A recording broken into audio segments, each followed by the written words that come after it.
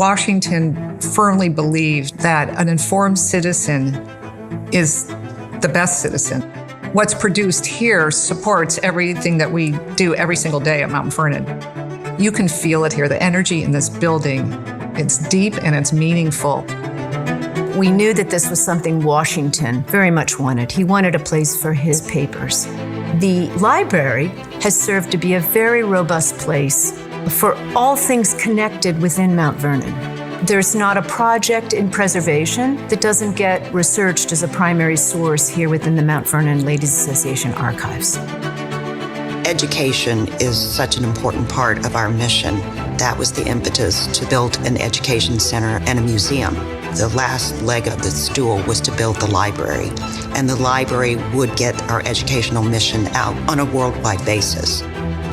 For guests, visitors, teachers, and students, we're offering them resources that come out of the scholarship of a nationally recognized research library.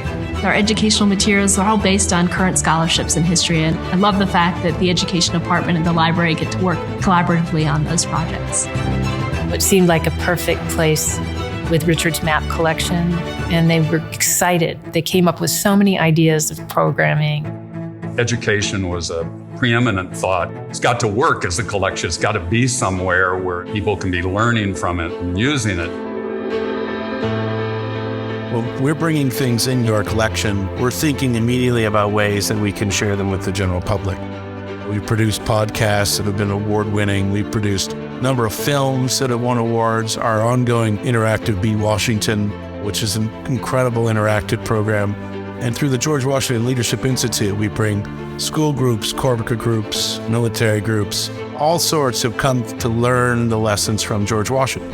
Ours is unique. It's really one of the few that takes the history and makes it come alive in a contemporary way.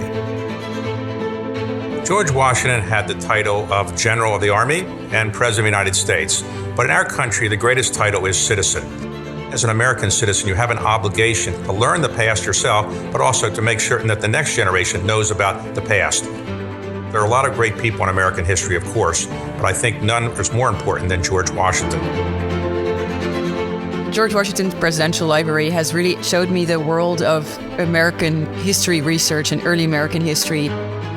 What I think is very interesting here is the network it creates, because there's so many different scholars that are all together for this mission of making American history come alive in a way that I've never seen in other places.